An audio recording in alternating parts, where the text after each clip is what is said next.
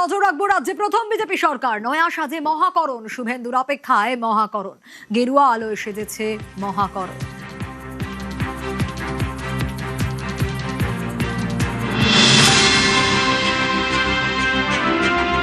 ঐতিহ্যের লালবাড়ি, কলকাতার মহাকরণ।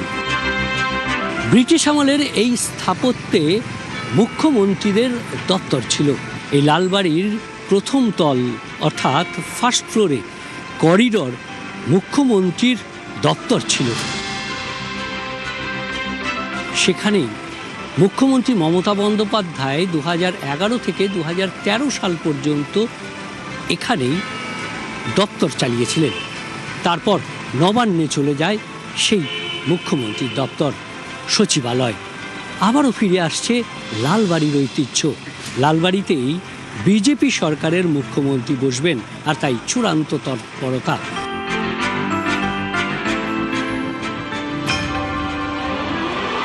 তেরো বছর পরে আবার ব্যস্ত লালবাড়ি।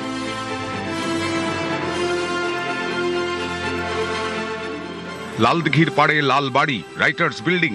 একসময় রাইটার্স মানেই চরম ব্যস্ততা, ফাইলের পাহাড়, মন্ত্রীদের যাওয়া আসা। 13 বছর ধরে সেই ঘরগুলো ফাঁকা। পশ্চিমবঙ্গে পরিবর্তনের পর এবার সেই মহাকরণের প্রত্যাবর্তন। রাইটার্স বিল্ডিং থেকে সরকার চালাবে বিজেপি। পালা বদলের পর থেকেই তাই প্রস্তুত হচ্ছে মহাকরণ। মুখ্যমন্ত্রী কোথায় বসবেন সেই প্রশ্নের উত্তর খুঁজতে খুঁজতে আমরা এই মুহূর্তে এসেছি মহাকরণের সেই অলিন্দে, যেখান দিয়ে একসময় বুদ্ধবাবু হেঁটে ঢুকতেন তার ঘরে। এই পেছনের যে ঘর, এই ঘর থেকেই চলত বুদ্ধবাবুর বাম সরকার। এই ঘর অ্যান্টি চেম্বার হিসেবে পরিচিত ছিল। বুদ্ধবাবুর ঘরে কেউ যদি আসতে চাইতেন, প্রথমে তাকে আসতে হতো এই জায়গাটাতে, অর্থাৎ এখানে তার যারা আধিকারিকরা বসে থাকতেন তাদের সঙ্গে কথা বলার পরে তারপরে তাদেরকে যেতে হতো পরবর্তী চেম্বারে, অর্থাৎ যে ঘরে মুখ্যমন্ত্রী বুদ্ধদেব ভট্টাচার্য তিনি নিচে বসে থাকতেন।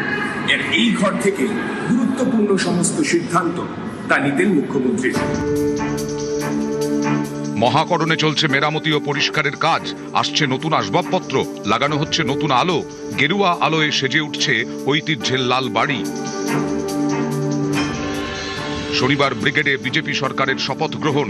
তার আগে বিধানসভাতেও ব্যস্ততা। খুলে ফেলা হচ্ছে প্রাক্তন মন্ত্রীদের নাম ফলক।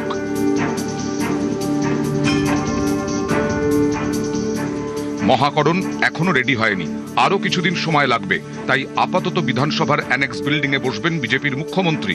রাজ্য বিধানসভার যে অ্যানেক্স বিল্ডিং রয়েছে জানা যাচ্ছে সেখানেই নয়া মুখ্যমন্ত্রী সচিবালয় হতে চলেছে।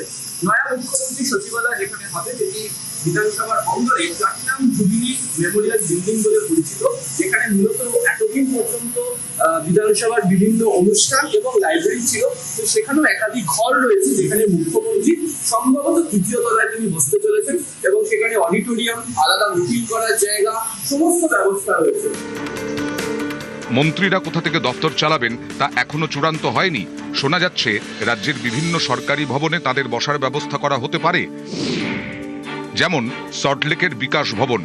এখানে শিক্ষা দপ্তর ছাড়াও রয়েছে নারী ও শিশু কল্যাণ, গ্রন্থাগার এবং দমকল দপ্তর। অরণ্য ভবনে রয়েছে বন দপ্তর। ধর্মতলায় খাদ্য ভবন, এখানে রয়েছে খাদ্য ও সরবরাহ দপ্তর।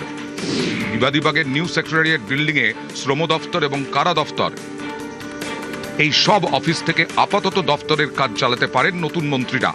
এছাড়াও তাদের জন্য তৈরি রাখা হচ্ছে বিধানসভায় থাকা মন্ত্রীদের ঘর। পুরনো ভবন যেখানে অধিবেশন চলে, এবং এখানেও একাধিক মন্ত্রীদের ঘর রয়েছে। সেই ঘরগুলোকে পরিষ্কার করা হচ্ছে। স্পিকারের ঘর, ডেপুটি স্পিকারের ঘর, চিফ হুইপের ঘর, সেগুলিকেও খুলে পরিষ্কার করা হচ্ছে। ফলে আগামী দিনে সেই ঘর নতুন কোনো মন্ত্রী তিনি পান নাকি মুখ্যমন্ত্রীর কোনো অফিস হিসাবে ব্যবহার করায় সেদিকেও দেখান। আবির হোসেন, বাংলা, কলকাতা।